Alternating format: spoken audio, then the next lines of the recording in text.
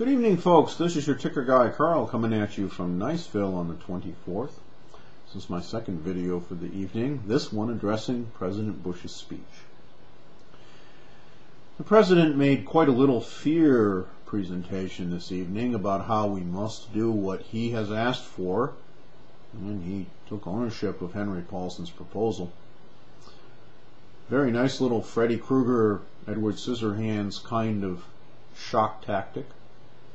But I think that we should look at the facts. The President stated that credit was drying up. This is true.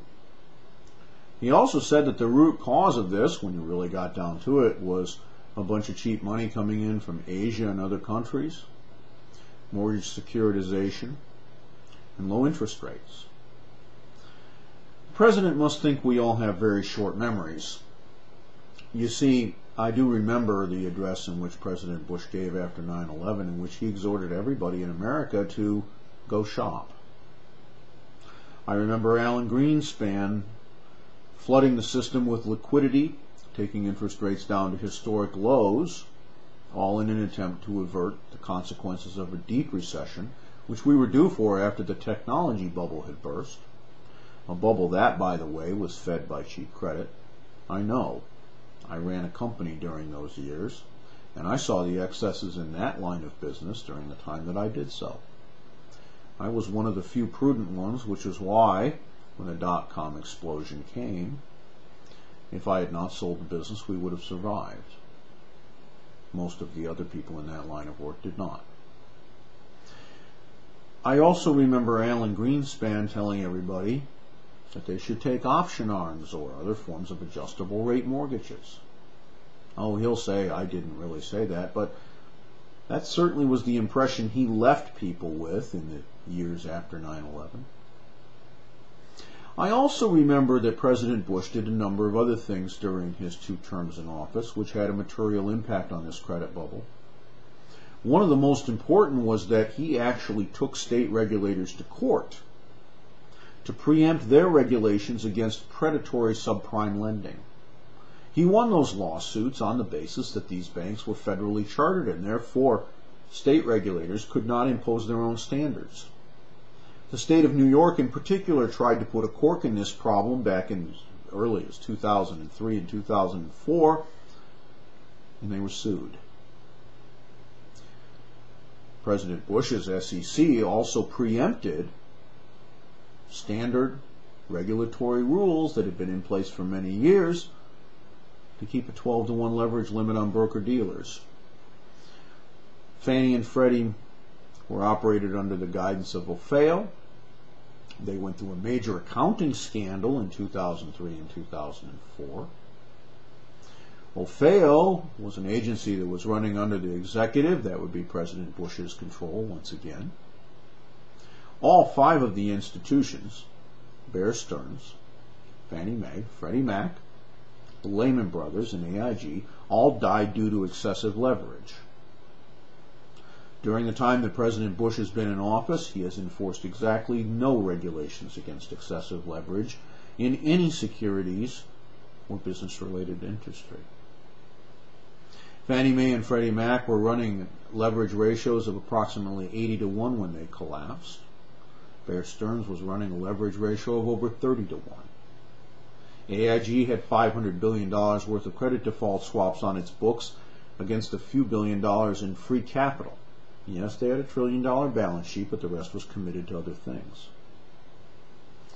So, it would seem to me, uninformed that I may be, and without a PhD after my name, that President Bush actually set in place the conditions for this credit bubble. Now he wants to spend $700 billion of your money to bail out his screw-up. I think that's a problem. College costs have risen at 3 times the rate of inflation in recent years. Homes more than doubled across America. In places like California, they more than tripled.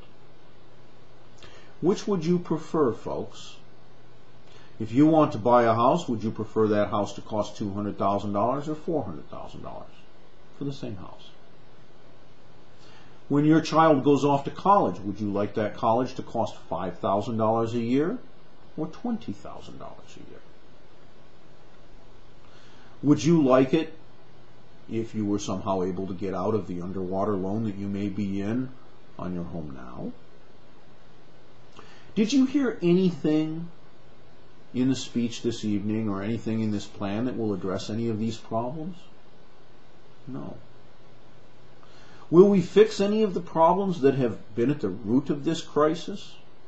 Lack of transparency, excessive leverage, off-balance sheet vehicles, over-the-counter derivatives where people are literally lying about their ability to pay? Does this proposal address even one of those critical problems facing this nation? No, it does not. So, exactly what are we going to get for our $700 billion? No matter how they slice it and dice it. Is this really at the core about Main Street? Are you going to be able to get a better home loan, a better car loan, a better business loan, a better student loan if this bill passes? Are we really going to solve the confidence problems which are why the market is locked up? Or are we simply going to take $700 billion of somebody's bad bets and make you pay for them? I believe that the answer is that this bill does the latter and none of the former. It is a bad deal for that reason, ladies and gentlemen. The President not only failed to convince me that this was a good bill, he in fact convinced me even further that it's a bad one. The idea that every bank in America is suddenly going to be in trouble if this passes, if this does not pass, I'm sorry, is just plain false. Thousands of smaller banks and even some larger ones, along with credit unions across this country, didn't make unsound loans.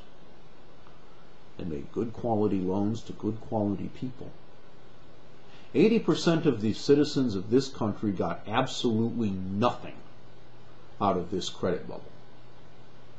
You are probably one of them. All of these bankers are the ones that understand high finance. They understood that you couldn't afford the payments. They understood that home prices would never go up. Yeah, some of you had stars in your eyes, I understand. But you're not the experts. These people are. Were you warned? Were you told? Were you herded into the closing room and had the papers put in front of you, all neat and tidy? Maybe your income was even changed by your mortgage broker without your knowledge. Yeah, okay, it's your responsibility to go through the paperwork and notice it. Some of you did, some of you did not. But you're not the experts. Now you're being asked to pay the bill. I did not hear the President apologize for any of the failed policies that he put into place that caused this mess.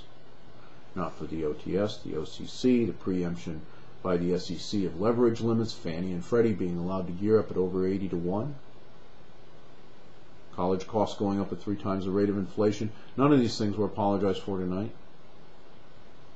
You were just asked to take on $700 billion worth of debt to cover somebody else's bad bet. There is a better way, ladies and gentlemen. It has been presented in my other videos, and soon we will have even more for you. Call Congress. Tell them not only just no, but hell no. Do it today.